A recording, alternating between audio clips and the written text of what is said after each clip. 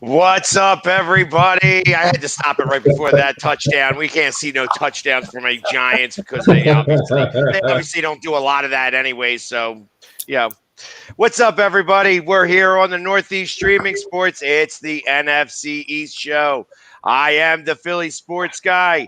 Well, along with, of course, True Blue, to my right, Sneaky G in the bottom corner, and, of course, Keith.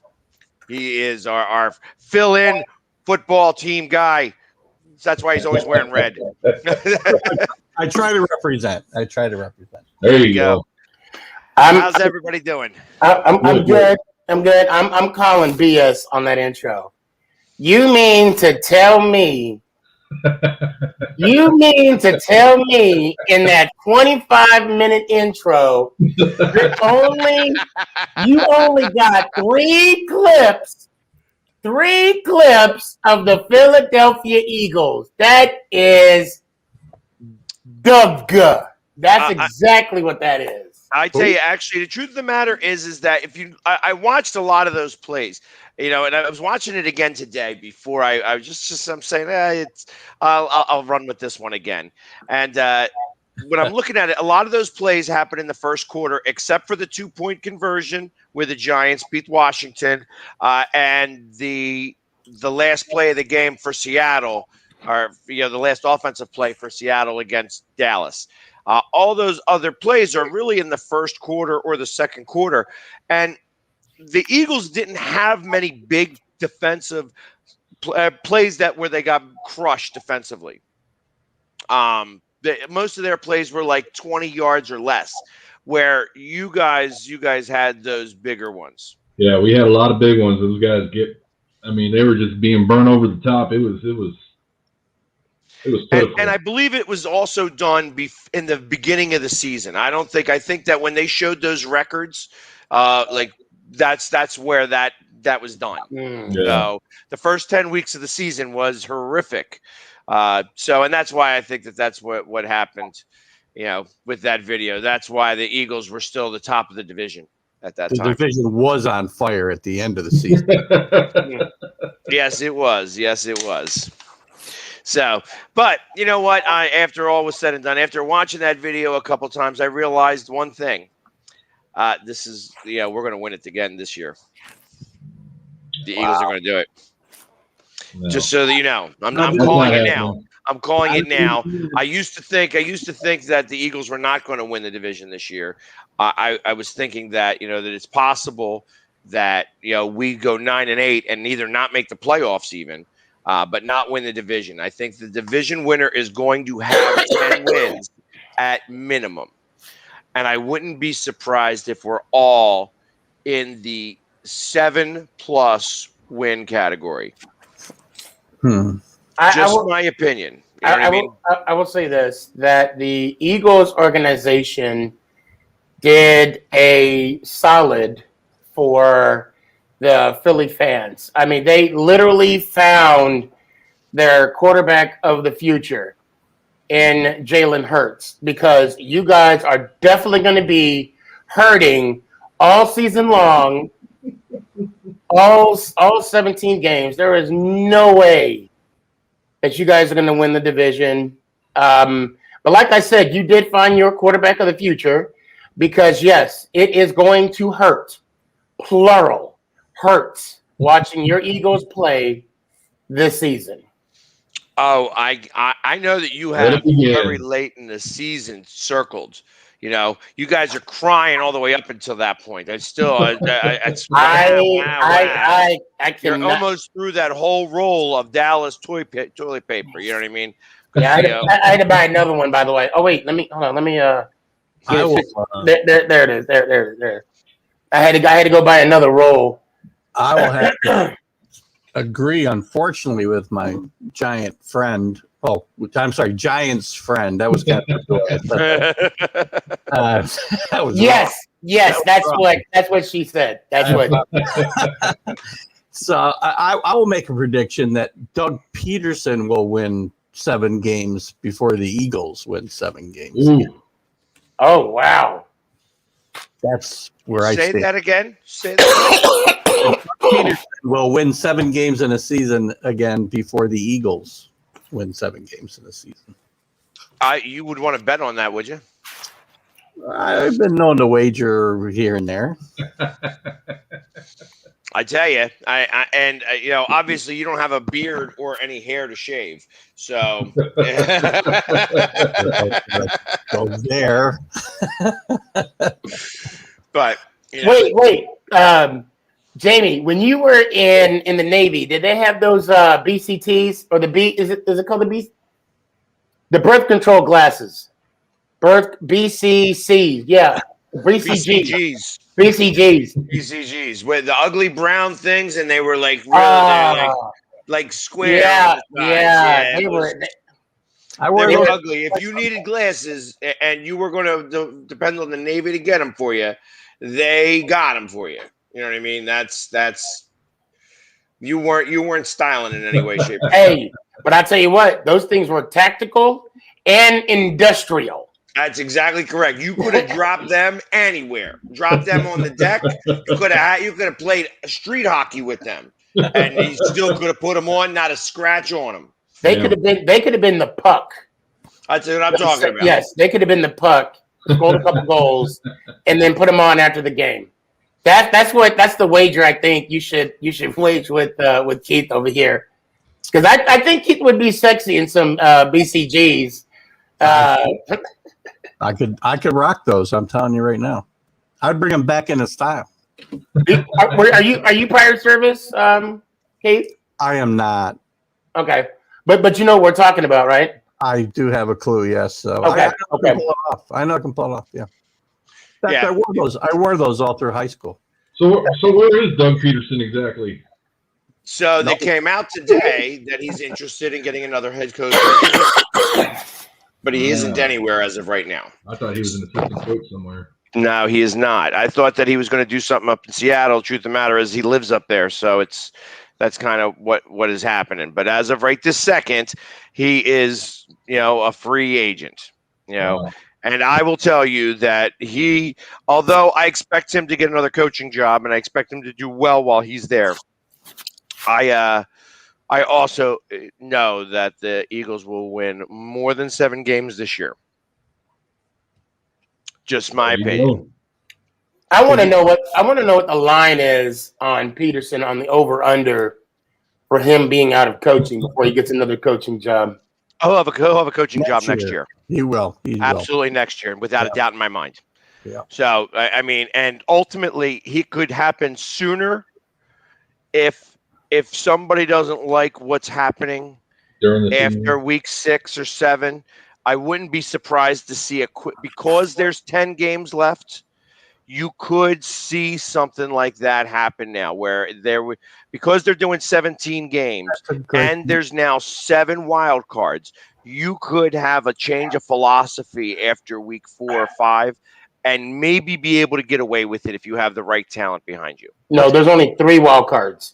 4 division champs and 3 wild cards. Correct. 7. Yeah. There's 7. So ultimately, 7 total teams in each correct. Yes, correct. Okay. That's a great point, Jamie. That's not something the NFL normally does, right? They have that. They always put an interim guy in there. When they fire somebody, they never bring in their next head coach. And as they lengthen the schedule, you're right. That philosophy could change. That's something I hadn't really thought about. Well, especially for instance, Chicago is like one of the teams that I would think could possibly make that move, that they've had enough of that coach and that he could come in and because he's worked with the offensive coordinator over there, hasn't he? Yeah. Isn't that still McDaniels over there or something like that? He could. Yeah, I mean, I know I have his name wrong, but it's I'm so bad. No, you're bad. I'm horrible with names. If I'm not mistaken, McDaniels is the one in New England. He is Josh McDaniel. Yeah. No, that's not who I'm talking about. The Eagles, and Nick Foles is there. So I mean, to kind of pair those two back up again wouldn't be so ridiculous. Well, but that's like the very specific scenario. I don't expect that. Like I said, he's like that. That's the one team that I think that could be able to pull it off. If Chicago goes like 1-4 or 1-3 or 0-4, I wouldn't be surprised to see Nagy terminated and Peterson brought in. Well, it's not only going to be Nagy; the GM's going to go too. Yeah, that's what I'm hearing as well. And it's really interesting you brought that up because you're right. That could actually, I wouldn't be surprised if that happened because and think about it. Let's pause for a second. Couple years back, they bet on the kitchen sink, or they bet the house on Trubisky. Okay, I want you guys' take on something. First off, the draft is hard, right? That's fair to say. How are you going to put so much stock in a kid that had 1 year? Now, and again, I'm not trying to put down Trubisky at all. I'm not trying to put him down. But you're looking at a draft where you could have had, help me out, was it Mahomes? Mahomes. You could have Mahomes, Daniel Watson. Jones. Daniel Jones on that draft. I mean, there was like 8 quarterbacks drafted in the first round. Yeah. So and the last time that happened was like McNabb's draft. So it's like you have those, like it was like that many years, 15 years, 16 years, and this was going to be the next best draft class. It was the year after, because Dak and Wentz were already out there. They were like the year before. And golf also went that same time. Yeah. Correct. So how are you going to bet the farm on someone that played one full season, only won 8 games, and he's going to be the first quarterback overall? I just don't understand that. I mean, he must have done something. Well, he wasn't the first quarterback to go. Oh, Trubisky? No, he was not. No, Trubisky was. I'm talking about Trubisky. Yeah, Trubisky was the first one. So, to me, that's an indictment on Nagy. I don't know how you give Nagy the keys to the next guy after Trubisky. I mean, I think Trubisky's got some talent myself, and I think Nagy's as much to blame for him not developing as the quarterback himself. But so I don't know how you give him the keys to Justin Fields if you think and I'm not sure I would do that either. And that's the other reason. That's exactly the other reason why I feel that out of all the teams out there, that Peterson could fall into that spot and walk right in, and literally kind of take over, change the philosophy a little bit, and run with it. And then you could see, because they have a lot of talent on that team, just it's mismanaged. Who else right now sitting at the top on the chopping block right now besides Chicago, as far as head coaches are concerned? Well, Denver just got a new coach, right? Yeah. Well, no, Vic is still there. Yeah. Well, he needs to win, I think. So he might. I think he's on the hot seat. Then I wouldn't be surprised. I mean, Seattle is getting closer to him. He ain't going to. Pete ain't going nowhere. He won a Super Bowl. He ain't going nowhere. Well, Peterson did too. Well, but Seattle and Philly they're 2 different teams, 2 different fan bases. I mean, to be honest. Green Bay. The problem with Green Bay is that it's too much of a mess right now. However, he does have ties to Green Bay, so I mean, I guess you could kind of put that on the list. Would Rodgers be happier if they fired the coach and brought in? Yep. And brought in Peterson? I mean, I think at one point they did kind of work together. But is Rodgers upset with the coach? I think GM? He's upset with upper management. He's way upper with management. GM or both. I mean, I actually thought it was LaFleur in the beginning because I'm sorry, I would love to be a head football coach, and hell yeah, I'll take the head football coaching job of the Green Bay Packers if I have the MVP as my quarterback, but then I'm going to kick a field goal think about it, to hope Tom Brady don't get a first down. I mean, to me, that just sounds like trust issues between the two. Well, I think it goes a little bit further beyond that. I think Rodgers wearing that disrespect shirt was towards the management more than it was the coach. Correct. So Yeah, he read into it a little bit more than that. So. But then why did the coach take the ball away from Rodgers' head? Because look, I get it though. I get it because if you go for it on 4th down or you do some kind of weird play that doesn't work, you got to answer for it in the post conference, right? I get that. But when they ask you, why did you give Aaron Rodgers, or why did you go for it on 4th down? Well, he has an out. Wouldn't you? Well, absolutely. You can't give the ball back to Tom Brady. I mean, that's just nuts. Yeah. Well, here's the thing too: is that Rodgers had that 10 yards in front of him to go for it. Right, but he also had another down though. He also had another down. That's the thing. I think that's the thing. As a head coach, he saw that he had 10 yards of real estate in front of him. He didn't take advantage, and therefore he goes, "Well, if he couldn't take advantage of that, I might as well go for the points." What was that, Keith? I'm sorry. He's got to run the ball in that spot on 3rd down. No, agreed.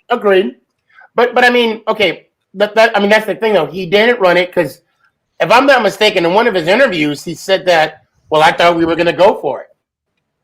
But see, it doesn't change the fact his best chance to score in that play was to take a right and run the ball in the end zone 8 yards, not even 8 yards. I agree. But see, every coach and quarterback works and they together when they say, "Hey, you know what? This is a 4th down situation." When they're on the sideline, right, they say, "Hey, this is how we're going to do it." So was that agreed upon? Who knows? Apparently, it wasn't. So I think the coach had his way out, saying, "Hey, you know what? He didn't get us that touchdown on the 3rd down, so we have to go for points." And who knows if Roger wasn't sticking it to them by not going and running it through. Yeah, well, you can't. That takes a lot of, I doubt that. Because at that point, that's for to go to the Super Bowl. Well, so amongst everything else, I can't imagine that he doesn't want to win. Well, you got to look at the situations he's been at in the past, how petty he's been. Well, I think the fact that he was a little hesitant to run and he made that decision that way and then thought, hey, we're going to go for it. It's like, and of course they didn't go for it. And now that is what it is. Of course, he's going to be petty about it because like, well, hey, if I only knew I was going to have 3 downs, I had to run it. Well, see, here's the other thing too. How do you not have command and control of that situation as a quarterback and stay out there such as Tom Brady, Peyton Manning, hell, even the kid out of Cleveland just did it, Baker Mayfield. He said, I'm staying out here. We're going to get this first down. And the coach listened. So why wouldn't Aaron Rodgers do that? Well, him and LaFleur have a history. Exactly. And that's why. And I mean, and if we also take a trip down memory lane on, the 4 NFC Championship games that Rodgers lost, I mean, maybe I don't know if that had something to do with it. I mean, although the one in Seattle didn't, it wasn't his fault. I mean, that onside kick wasn't caught. Could have scored more points and it wouldn't have mattered. Right. That's true. I'm not an Aaron Rodgers fan. Aaron Rodgers cries all the time about the Packers not giving him help, but they've been good enough to get the 4 NFC Championship games that they didn't win with him as a quarterback. And Keith, I can't argue with you there. To me, it seems like he's entitled a little bit to me, and I have no problem saying that. It kind of he's getting paid by State Farm. Why does he need this? Why does he need the Packers? Right. When he told the fan base to, relax, and actually spelled it out for him, I kind of took a step back and said, what quarterback does that? Yeah, but I looked at that as a power move. That was definitely a power move. And listen, and it worked. Because he energized his team. Listen, the guys don't love playing for him. He's an asshole. You know what I mean? That goes across the board with him. Mm-hmm. However, he does win. He does win a lot of the times and has won a Super Bowl. Now, if you could say for a lot of different reasons that he hasn't won it since then. So maybe he is getting a little too comfortable. Maybe those State Farm commercials are going a little bit more to his head rather than having to worry about the getting the rings. You know what I mean? Maybe that's half the reason why you don't see Tom Brady on any of these commercials. You don't ever see him endorsing anything.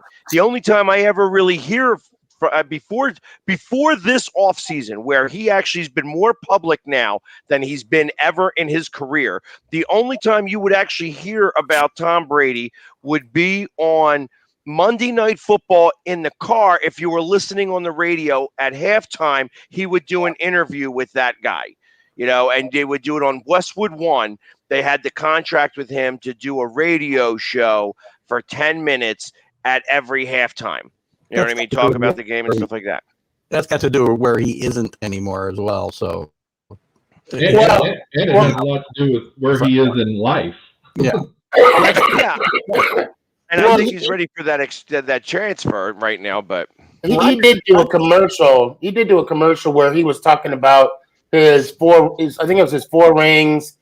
And then at the end, they said, "Oh no, I got this extra one that he did prior to the Super Bowl with the Falcons." Yeah, he has done commercials. Yeah. Yeah, the only commercial I ever remember seeing him in for real was the NFL 100 commercial, and he's sitting there, he's going, like he can't grab the football, so.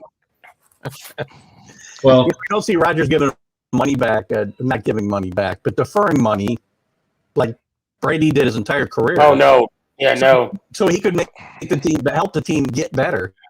I've never seen Rodgers give back that way to help the team. I haven't seen any quarterbacks do that, really. Tom Brady did the only one is Tom Brady. Exactly. Yeah. Well, Eli did it. He did it as well. Yeah, he did. He did. Yep. And I guarantee you, before Dak's 4 years are up, he's going to do it a couple times as well. Oh, yeah. He's going to have to. Yeah. There's a high if he salary. Wants to win. If he wants to win, that's what's going to have to happen. Yeah. Oh my God. Can you imagine if he didn't? Like, how does that make a person look? Because think about it. It makes him look like Jason Peters did last year when he was supposed to play guard. Then he went to go play tackle, and then he cried about money, and then wound up getting more money. He wound up giving him an extension to try to make him happy, and then he wound up getting hurt. He sucked at tackle. You know what I mean? It's like he didn't give that money back. He got more money, and it was all on his name previously. So I get it. You know what I mean? So, Jamie, please tell me how you really feel. I feel that Jason Peters, because of last season, lost his first. I thought he was going to be a first ballot Hall of Famer, and I think last season actually changed him to I think he's a Hall of Famer. I think that once you're a Hall of Famer, you're a Hall of Famer. But I think that last season cost him his first ballot. Mm. Yeah. He was so bad last year, and it wound up putting such a brown mark on the guy's career that's the difference. He's going to make it into the Hall of Fame. He'll probably be second ballot, or worst case scenario, third ballot. But I don't think he'll be a first ballot now. And that's. I mean, I guess there's a little bit of a big deal to that. Right. Well, I mean, it's funny you say that, but it's about last season. You don't think players in a whole, like 2020, they get a pass? Not the way he did it. Okay. Not the way that he did it. And I'm just asking because I don't know. That's why. No, it was the way he did it on the monetary side. Yeah, the way that he kind of held management hostage, and they had to make a decision because they didn't think Mailata was ready yet, and they lost their Dillard on the ACL. So they had to make the decision, and it's like, okay, well, I'm not going to play unless I get more money. And then, like I said, so he went from guard back out to tackle, and instead of just doing it, he held them up for more money. They gave him more money, and then he didn't last but like 6-7 games, and he stunk. You know what I mean? Stunk out loud. I believe it. So, and that was the problem. That even while he was there. And he's been known as the bodyguard. Like I said, he's had a Hall of Fame career, but last year was so bad. And the fact that he still wanted to play again this year, because I was like, hey, listen, why don't you make him a coach? He's an offensive line coach. Why not? He wants to be around the game. That's the problem. You know what I mean? He wants to be around the game. Yeah, a lot of these guys do. He can't accept the no, and he's friends with the owner. Why not give him a job? You know what I mean? And take him off of the salary cap, and put him on, in a collared shirt. Well, a lot of those transitions don't usually work out best for the team. Depending.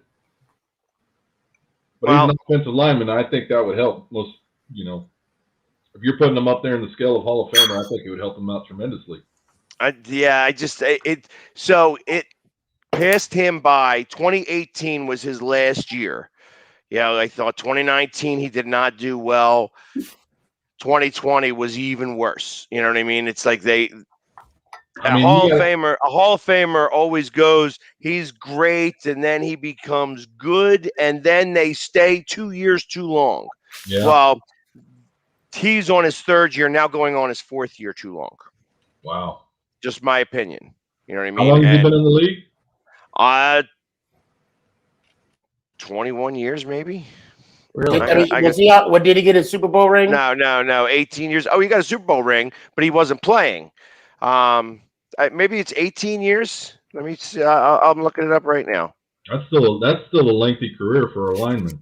Oh yeah, I mean it's a Hall of Fame career. So I mean, I'm not talking about how the guy should be, Yeah, and it's hard for these guys to walk away from the game itself. But you're right. If they can move him up to a coach, why not do it? Why not take that step? Help your team. This is going to be his 18th year. His 18th year. You've made. I can't speak for anybody on what they make, but if you've been in the league that long and you've made the money, then you should by all means, if you have that kind of relationship, try and work with them. But again, that's my opinion. Right. Well, and I get it too. I mean, I understand, but he did him dirty a little bit. He just did him dirty a little bit. They gave him all right, we'll move you at guard. You'll be in the rotation at guard. And then because they wanted him in the rotation is really what they wanted. They wanted to be able to rotate him in and out because he's not a full game tackle anymore. Especially if it's affecting the salary cap. Yeah, exactly. Yeah. And what they did is just strap them more rather than try to defer some of the money back last year. They couldn't do it because they got strapped. And then, of course, he didn't play that much. You know what I mean? It just, it became, he played 8 games last year, and stunk for a lot of them. You know what I mean? It was probably one of his worst statistical years. He was offsides all the time. They were done. He used to get those calls where he would be a quarter of a second faster than everybody else. He looked like he was faster than everybody else. Yeah. They didn't give him those calls anymore. And then it was, they didn't call him on holding, but he just was letting him go. He couldn't handle him anymore. He just didn't have the speed anymore. When you start getting those false starts, that means you're losing that step. That's exactly correct. This is a fast game. I'm trying to find the picture when I actually met Jaws.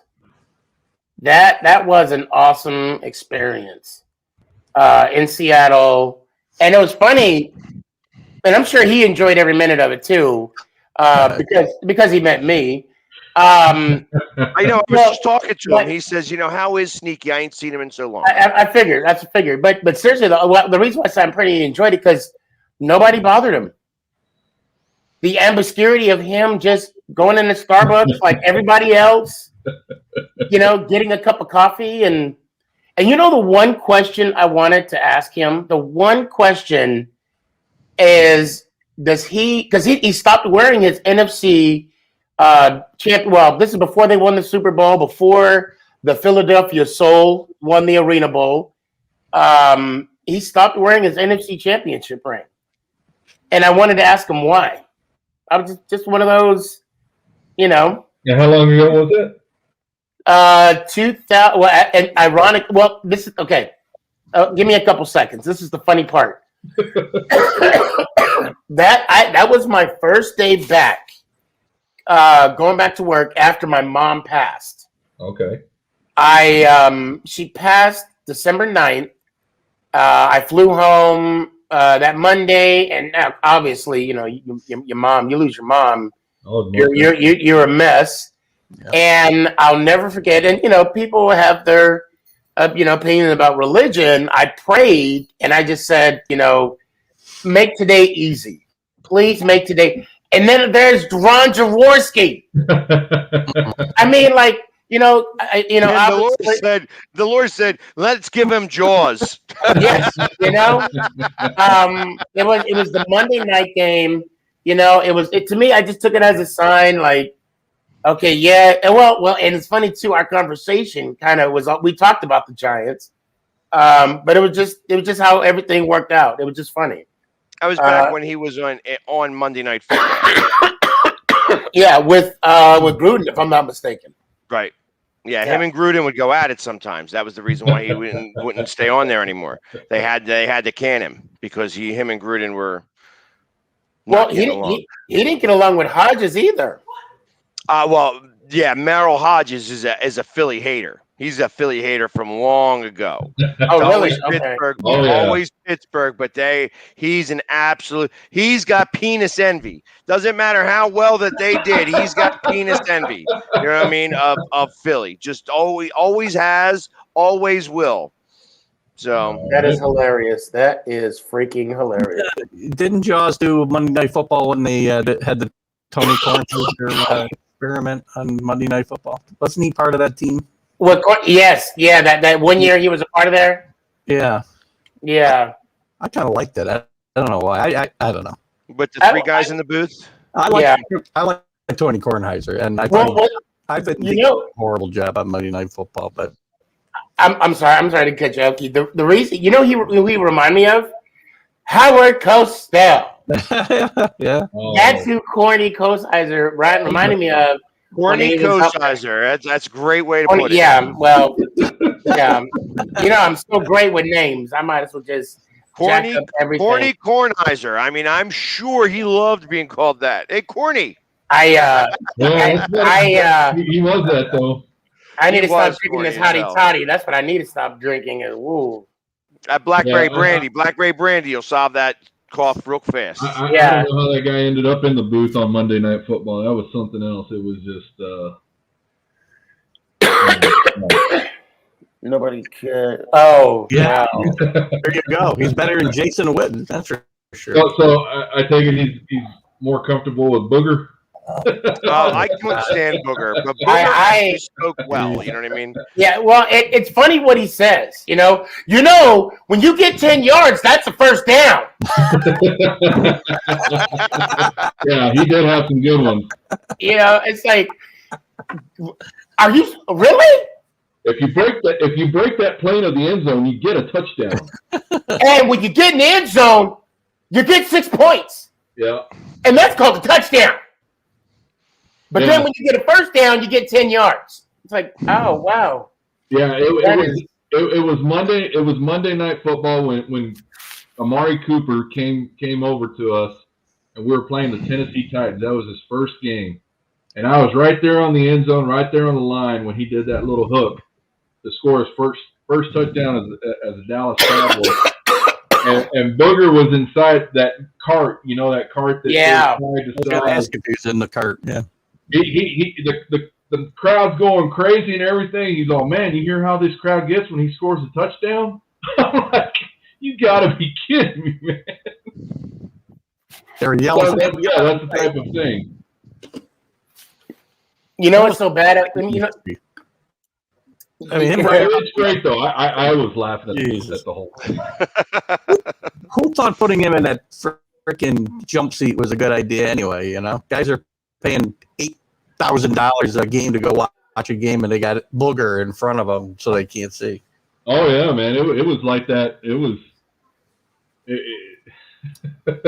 yeah. That side-to-side cart with him on it, I just couldn't understand it. And then he had a plexiglass in front of it, so now anybody that's sitting on the front rows couldn't see when he was right there in front of them. They literally couldn't see the field.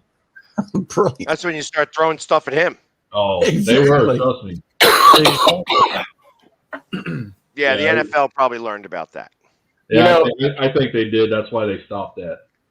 It couldn't have been any worse when Sunday Countdown added Rush Limbaugh to he only made it about 5 weeks, didn't he, for the McNabb?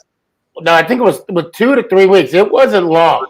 Not long at all. Yeah, they're like, this ain't cutting it. I'm not a Rush Limbaugh fan at all. I have no problem saying that. Really? I am not. I can't see what you mean by that. You know what I mean? Because I interviewed him. Do you want to hear what he said? I wish he would.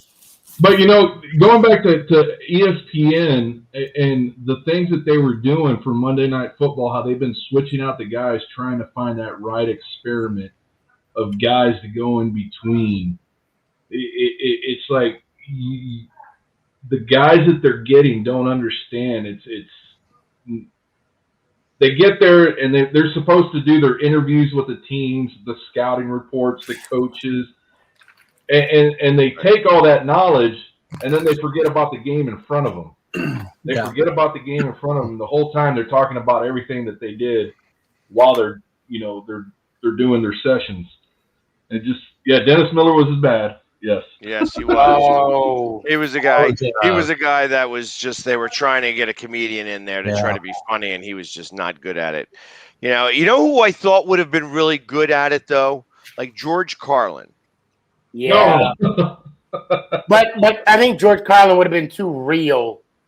True. I don't think he would. I don't think he would have played the game, if you will. I think he'd have been a little too real. Well, see, politically incorrect, probably. That would have been fun. Like I was saying. Peyton Manning. I think Peyton Manning is going to be doing Sunday Night Football here pretty soon. I think he's Thursday Night Football because Amazon's about ready to throw $1 billion at him for crying out loud. Yeah. Well, Keith, I got to know what were your thoughts when Theismann was doing Sunday night? Did you? Oh God! I was waiting for my moment. I had to ask him. And to be fair, I wanted to break my leg listening to him do the games. When too soon? Is it too soon for that or no? No, it's not. No, it's been about a couple decades. To be fair, that was when I started watching Sunday Night Football on ESPN. He was the commentator, and that's when he would wear his Super Bowl ring and his conference ring, and it was him and somebody else. I can't remember the other guy's name. Mike Patrick, I think, did the game. Yes. And I didn't know. I wasn't sure who to compare him to. I thought they did a good job. Look, at Theismann had a nice career. He won a Super Bowl, but there's no bigger Joe Theismann fan than Joe Theismann. That's the problem, right? Right. Gosh, he's fooled himself, man. Well, one of the best was always John Madden when he was with CBS. Pat Summerall. Yeah. Those guys are they're the top king. Line right there. Yeah, the king. I was just thinking about that. Like I like Dan Fouts. I like listening to Dan Fouts on there, and I love listening to the guy on Westwood One does on the radio. That is, but he's like iconic too. Are you talking about from Cincinnati, Boomer side, or from the No. Yeah, I'm talking about I don't know. He did the call of like the cat and the streaker and stuff like that. Like he does these calls and they're like. So the only ones I'm hearing from Westwood One is Boomer Esiason and Kurt Warner. Those are the two guys for Westwood One. Yeah, but they don't call the games. They're a color. They're color on it. Okay. Play by play. Yeah. Yeah. You know who I got to say who did the best sideline interview? O.J. Simpson. I mean, he was killing them out there. I mean, his gloves were fitting and all, and Kevin Harlan. Yeah. Oh gosh, he's too loud, Kevin Harlan. Yeah, but he's so funny though. Like I like he's not only part of the game, but he actually and like sometimes he shut up. Like I like it when sometimes they shut up. Yeah. You know what I mean? And they let the game happen for a second. But like I like how he calls certain things. That's where the old time sports and all the sportscasters, they would let the game play out. You know, they wouldn't just talk over everything. Jack Buck. I mean, Joe Buck should go watch some tapes of his dad once in a while, I think, right? Yes. Yes, because that's one of the guys that's hard to. When he's there calling the game, I know he's calling the game, and I can hear him every second in my head. Yeah, and you know what? I actually like Troy Aikman. I like Troy Aikman as well, and he's brutally honest. Yep. Yeah, I used to like Romo, but now I don't anymore. I think that he had a few moments where he actually did the work, and then he's like, well, shit, I know this already. And then he stopped doing the work, and then you could tell. I think that's because CBS said to calm down a little bit on the whole thing because he was doing it too well and upstaging Mr. Nance. And I actually heard that. Yeah. I actually, not so much they told him to calm down, but I heard that they were kind of reeling him back a little bit. Because he was calling the plays. Yep. He was calling the plays before it happened. His first or two were just he was awesome. He really was. But now he's like the rest. Well, it was funny when Gruden was doing it. When Gruden was calling the plays, he called that one. He called that one play for his brother. He's like, "Yeah, this is the play," and it was the play, and it went for like a 2-point conversion or something. So. I can't see him without seeing Frank Caliendo at that big ring of comedy. I don't know if you guys watched the Hard Knock Live. That he actually brought him in. The what's his name? Gruden brought Caliente in because God, he does Gruden so good. He does. Aqib Talib and Aqib Talib is one of the best dressed when he comes to calling the plays on the sideline. I can't say I remember hearing him, to be honest with you, but I will tell you this: I like how Charles Woodson dressed. He's bringing the what do you call it? The ascot. He's bringing that back, and I like what he's doing with that. I think Aqib Talib was doing that before him. No, Woodson was out there before Aqib was. Monday Night Football. Well, it doesn't matter. Like I said, they're only in the booth, so we're not paying. I'm not taking any fashion tips from them because I'm not wearing any ascots or any ties or anything like that. I will rock one. Cosell, I was going to get some fashion tips from Cosell, old Cosell tapes. There you go. Back in the 70s, it's right about the same time now. That's the way you do it. I just want to get one of those big cigars he had. Well, you think about back in the 70s when Howard Cosell, how they wore they had the headpiece and then they had going around with the microphone held up. Yeah. Pretty much how we are today. Yeah. So they were 3 steps ahead of everybody, even back in the 70s. Well, and of course, it was an Eagles. It was the Eagles that got him in trouble. Leonard Toes getting him drunk when he was drunk that night, right? Yeah. Oh, Leonard Toes was feeding him champagne, and he was just wasted. There's some great film on those guys. It's awesome. Did he commentate that game drunk? The first half. Oh yeah. He got sent home for the second half. Oh yeah. Yeah. It was done a little bit on so Leonard Toes was known for a couple of things. He was very good with his team, but he was a drinker and a gambler. Yeah. And you can't be an NFL owner and be those. Right. So he you just better be good at them. You better be good at them. You better start making money other ways. You can't he had the money. So imagine if he was around right now for the Vegas race. Oh my God. He'd be up in arms. He'd be like, "You let them move there and not me?" Wait, so why did the one owner from the 49ers had to give up his rights? Was that some kind of like mafia stuff, right? DeBartolo. Yeah, there's a story behind that. Yeah, He gave it up to his son. Well, No, he gave it to his sister. Yeah, I don't to his know that it was sister. mafia. I thought it was more political than that. Like racism, I thought was stemmed to that. No, Not racism. No, that's the Clippers. You're thinking of the Clippers. Well, no, I remember that too, but I kind of thought that there was some type of situation that occurred. The only thing I can think of was the Carolinas, the Panthers. That was, I want to say, the racism aspect of it. All right, well, like I said, and I don't follow them, so maybe I'm thinking of something else different. I just I know that they, I remember it happening. I don't remember it being mafia because when when it comes to Italian stuff like that, I pay a lot of attention. There was some fraud case in Louisiana. Right. Yes. Yeah. Okay. Yeah. Okay. He's got a presidential pardon now, though, so he could own the team again if he wanted to. I suppose he could. Well, the NFL would still have to let him in. He's not pardoned by the NFL. He's only pardoned by Donald Trump. So there we go. Here we got a question here.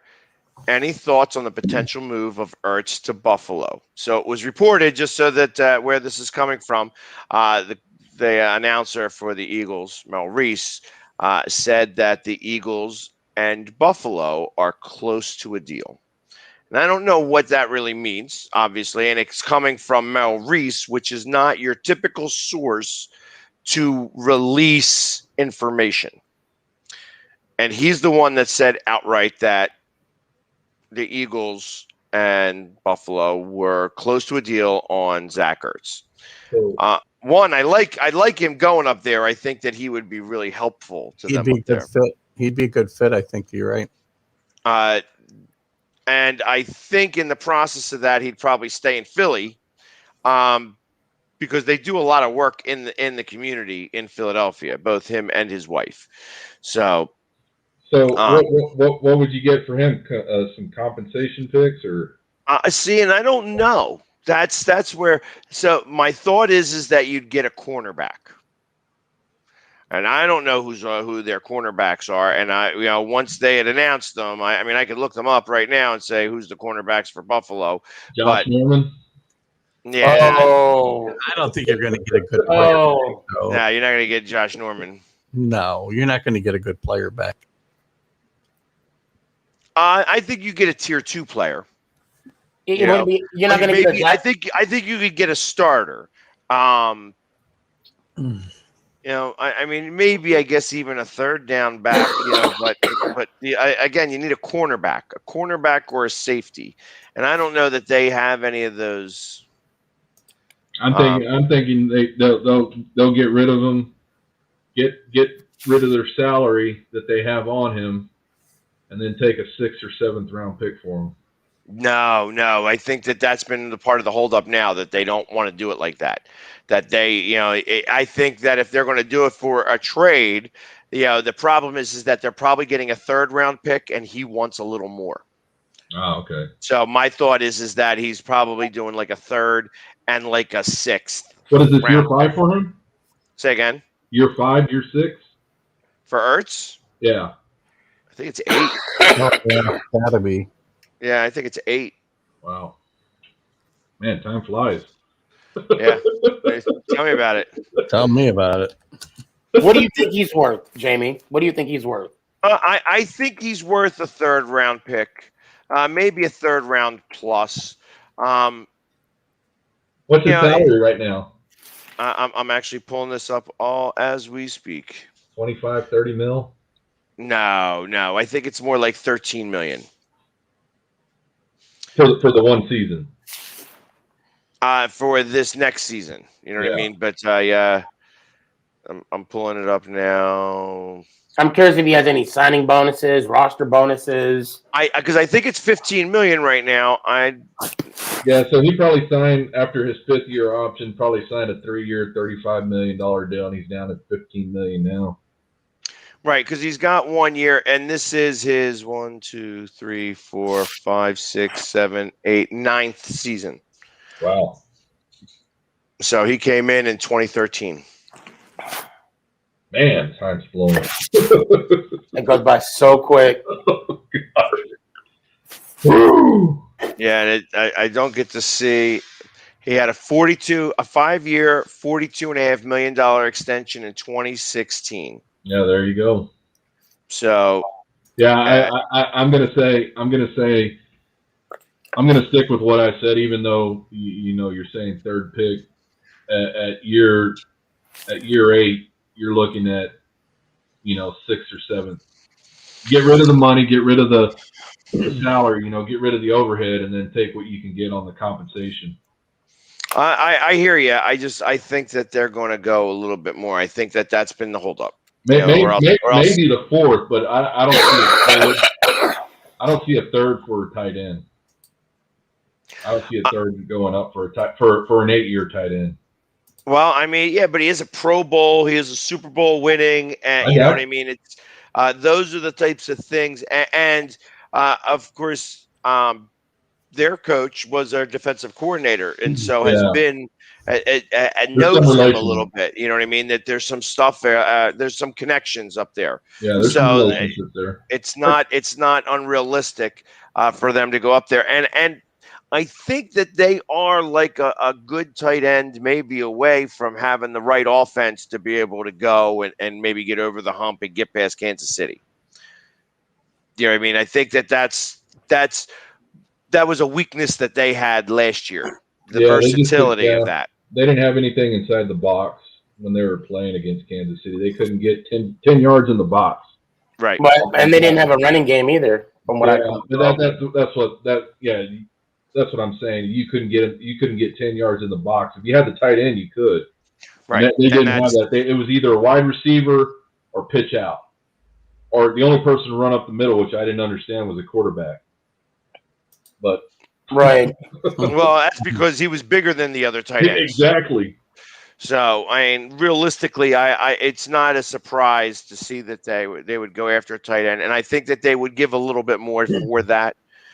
If he was going to a team that didn't have a chance at Super Bowl aspirations, again, that's where I want winners in the locker room. Like people I get now, when I have a team molded and I'm just about to get over the precipice, I want to be very careful that I get winners in the right spots. Somebody who's going to have the right type of attitude, has got, he's done it.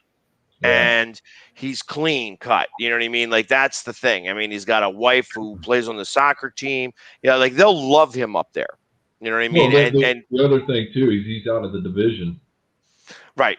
He's out of the conference. Yeah. Correct. So, but you're actually putting him in a spot to win. And I think that would be good for Philadelphia fans too, because I think Philadelphia fans like him. You know what I mean? So I don't think they would. They don't want to see him go to nobody wants to see him with the Colts because they just don't want him to be with Wentz. But who is y'all's number one seller? And this is for everyone. The number one seller in jerseys right now for your team. I'd be willing to bet that it's Hurts. What about you? No, Devontae Smith. Probably by a long shot. By a long shot right now, Devontae Smith, I'd be willing to bet. Right now. Yeah. Barkley? Saquon? Right now, it'd be Barkley or even Galladay. I would say Galladay would be a pretty big seller right now. Hold on a second. Their quarterback's always going to be up there. It's got to be Jones. Has got to be up there somewhere. Actually, he might be like number 2. Hold on a sec. I'm thinking Saquon. Even after the injury. Whoops. Hold on, number 1. I know a lot of people are getting upset with their teams with all these players switching jerseys. Oh, I know. Especially with Shepard, too. It's going to be weird seeing him as I think he picked number 3. Yeah. I heard somebody the other day, one of the players speak, and it was pretty good what he said. He goes, he's not changing his number because his fans work really hard to earn the money that they get to buy his jersey, so he doesn't want to switch up numbers on him. Devontae Smith is the 4th best selling jersey in the NFL right now. Not shocked. Not shocked. Yeah. Behind now Nasir guy, Carl Nassib, Josh Allen, Justin Fields, What Devontae year? Smith, Tom Brady is number 5. Patrick Yeah. Mahomes isn't in there? Well, yeah, the list I'm looking at is dated 2019, so I'm sure it's changed. But yeah, this is dated June 23rd. So who's number 1? Say again. Carl Nassib. That was right after he went public. Oh, okay, yeah. Oh, right, yeah. From the Raiders. Yeah, so then Josh Allen's number 2, Justin Fields number 3, Devontae Smith number 4, Tom Brady number 5. So your guy definitely would be the number 1 guy for your team. Yeah, absolutely. And like I said, it took me a second, and I'm like, no, Devontae Smith, definitely. I can imagine that he has the most. Oh, I know we're about to go in like 2 minutes. What's your thoughts on Nassib coming out? Do you think it's going to be the first of many, or it's going to be the status quo? Oh, did you hear Bruce from the Buffalo Bills? What, he came out? No, Bruce. He came out, or what his comments were towards this whole situation about the Buffalo Bills and his former teammates. I mean, basically, he was saying how he embraced them, but nobody. I mean, you got to go to. I don't want to put words in his mouth, but okay. You just go listen to what he said. It was, the way it was back then. Right, and I also thought like the way that this guy did it was very the way what he wrote, and that's kind of how he did that. It was actually well written, to the point, very considerate, and like, listen, I'm not trying to set the world on fire here. I just want to be on my team. I want my team to win and them to be okay with the fact that I am, sleeping with dudes rather than chicks. You know what I mean? And I think Yep. They probably knew. Jerry Smith, with Jerry Smith for the Redskins back in the 70s was a really good. He played. He was an All-Pro, I think, 3 times at tight end, and it wasn't everybody in the locker room knew. Yep, that's what I'm saying. Bruce. Yeah. Bruce from Buffalo is basically saying the same thing, and it's been around. It's been around. Hey, listen, those guys go at 1,000,000 miles an hour. And that it's like when I hear about some of the domestic violence that happens and things like that, that's because those girls decide to go the 1,000,000 miles an hour too. I feel, you know what I mean. And I'm not saying that anybody's right or wrong by doing any of that, but when you're driving at 1,000,000 miles an hour, you're bound to have an accident. You know what I mean? And that's kind of how I look at this. So I don't say, hey, listen, it's your own fault when you do stupid stuff. You know what I mean? Do stupid things, win stupid prizes. I'm fully a game with that. But to get back to this, like I think that it's been around forever, and they've just been very quiet about it because you don't want the fact that, hey, I'm a gay player and I am now taking the spotlight from the team because of my sexuality.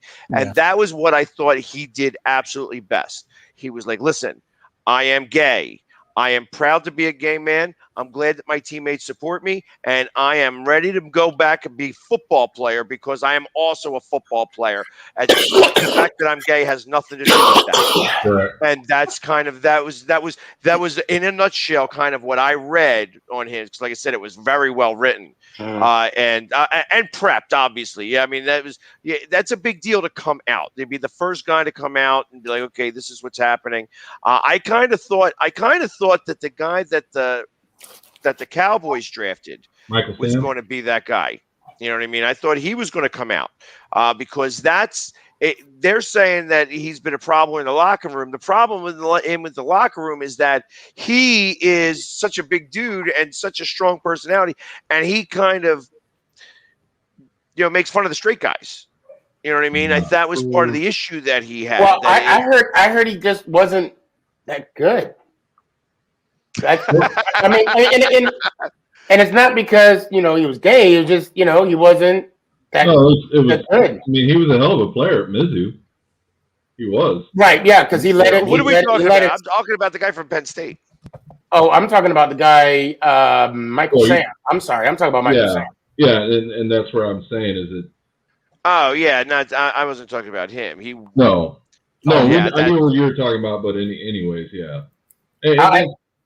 When he went out to Canada, I thought he was going to take the league by storm up there, and then he, ended up not working out for whatever reason, and now he's not playing football. It's a business. Yeah, and so it doesn't surprise me. When you're around guys all the time, you're hitting guys all the time.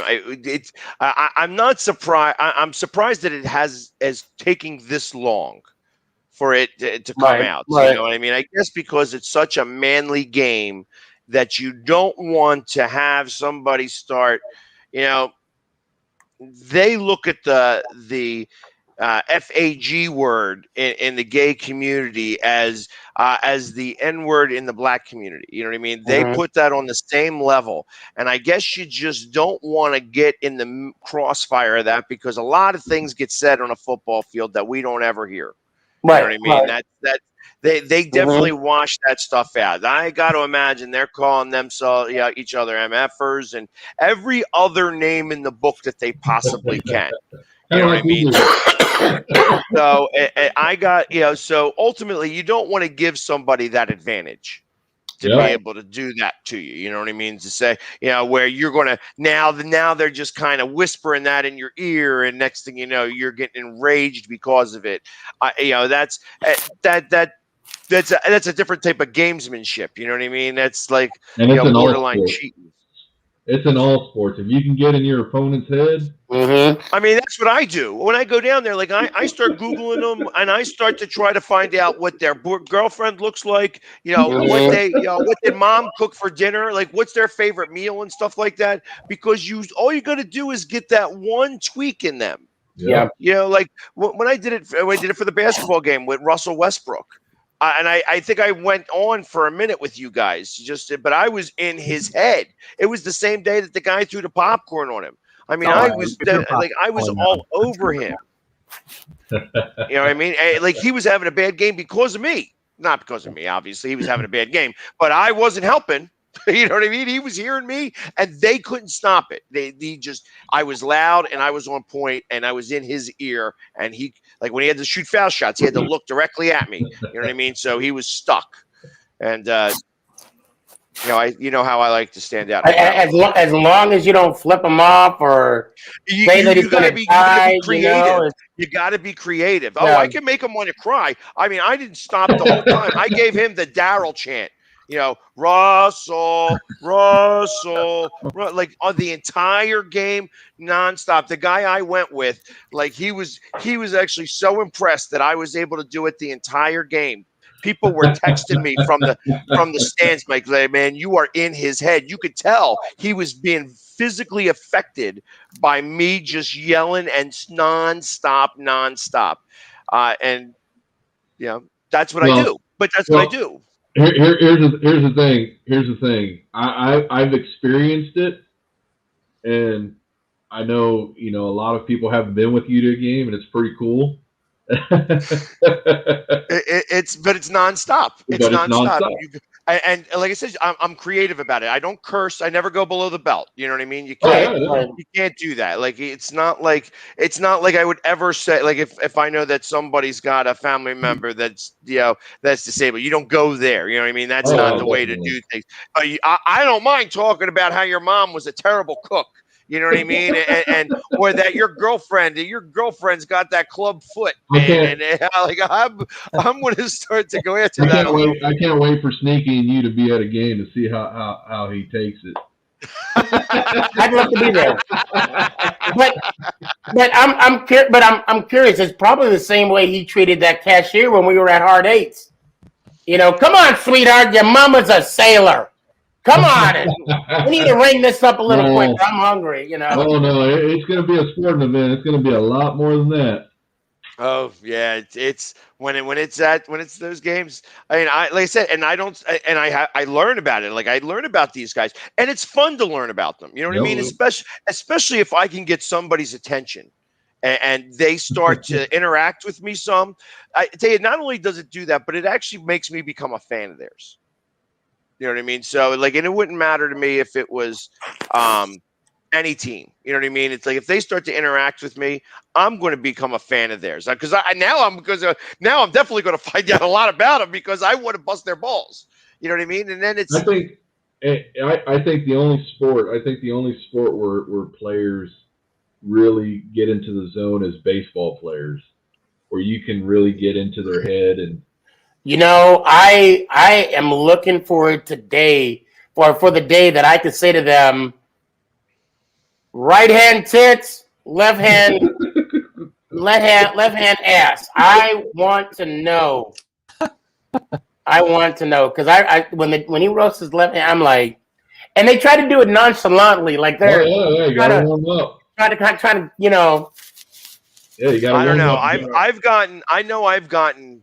Yeah, you know how loud I can get. Oh, yeah. And there are certain times, like I knew that I was for the playoff game in New Orleans against the Saints. This where Alshon Jeffrey dropped the ball. I take full responsibility for that first interception, the first play of the game. And it sounds ridiculous, but I was so on fire from before the game. That's what became the Philly sports guy, because I was so fired up 3 hours before the game, literally sitting there on the front row, standing up the entire time, just yelling and cheering. And I was just fired up in such a way that, I'm yelling at Drew Brees. I'm like, you got me all day. And I'm pounding his ear. And it's quiet as a pin. You can hear a pin drop in there when they're on offense. Yep. So I was definitely being heard out on the field. There was no doubt in my mind, because I was in row one, you know what I mean? And there was nothing in front of me. And I was yelling, screaming, and carrying on. And I take full responsibility. And now every time after, because I know he also looked at me because he would hear me. And he looks over and like, I got to shut this guy up, please. You know what I mean? Like, you could tell just by the look on their face, because I was nonstop. Yeah. And if the fans aren't traveling, when we played them over there was a lot of us Cowboy fans, of course, because they're next door. But like you're saying, you probably were the only person that was heard in that whole building when they were on offense. Oh, absolutely. Without a doubt in my mind. You know what I mean? Because I know how loud I was. People were saying that you could hear me on the broadcast. The echo. Yeah, just because it was so loud, just because I was so loud. And there wasn't like even fans in front of me to deaden the sound. And it's nonstop. It's nonstop. I mean, one of the best moments as a fan that I've ever had was when I went up to Minnesota, and we got our butts killed. And I had literally, because of the way I do it, and I didn't sit down, I didn't shut up the entire game, and I was in a spot. Again, sometimes I get really lucky with my tickets.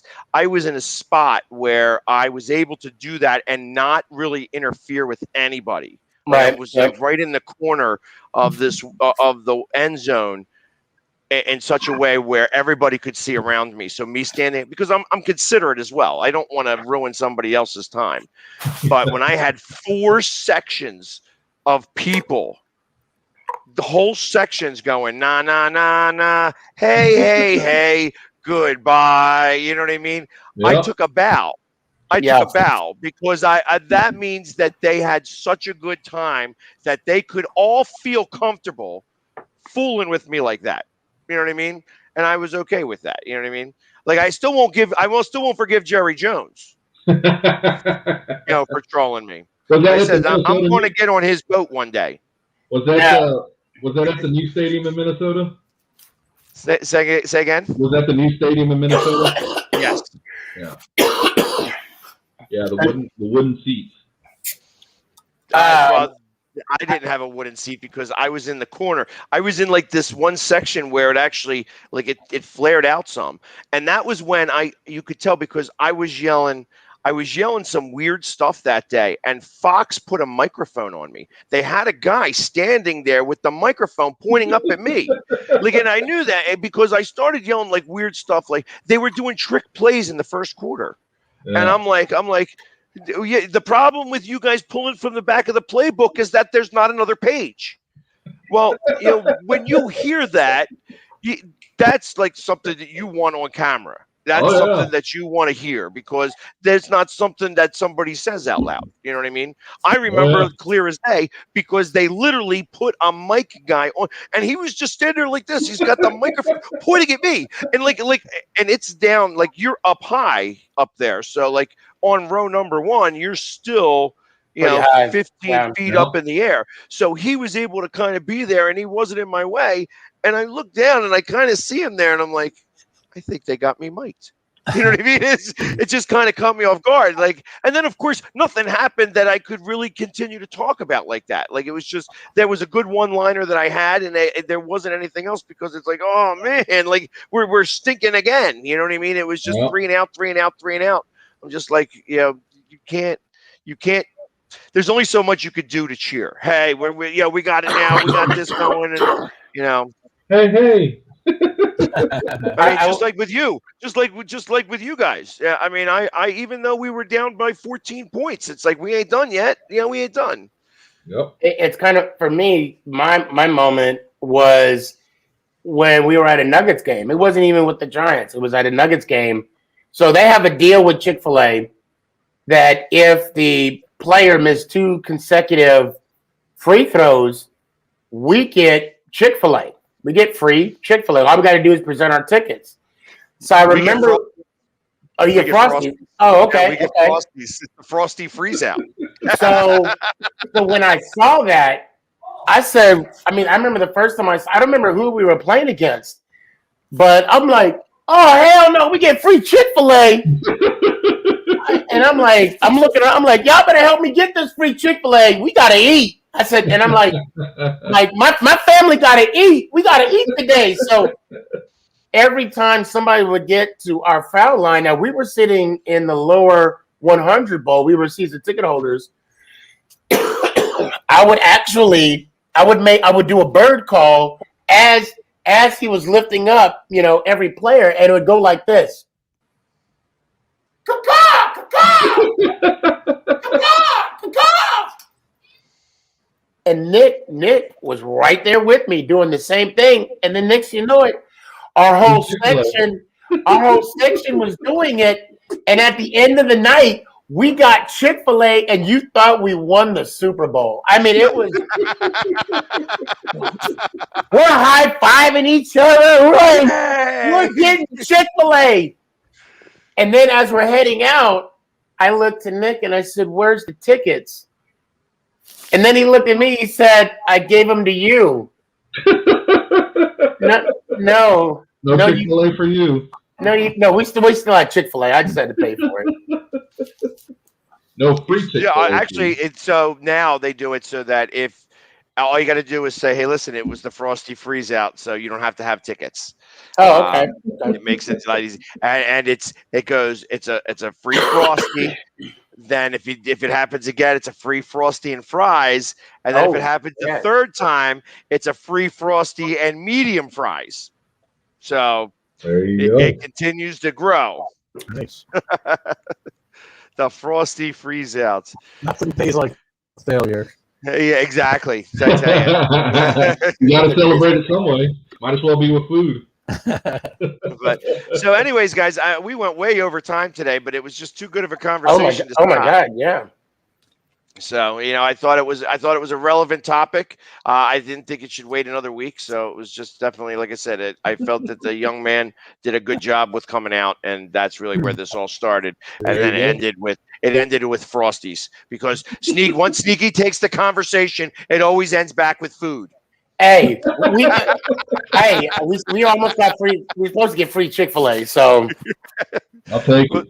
Yeah, exactly. Actually, there's no Chick-fil-A's around me here, so I'll have to just deal with it for that too. So, but anyways, guys, thank you again for everybody who stuck around with us. Even going a little bit late, but it's been a great show, and we'll see you guys again next Wednesday at 9:00.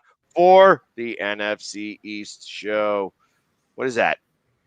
22 years, fellas. Look at that. That's you? That's me and Mama Boss. 22 years.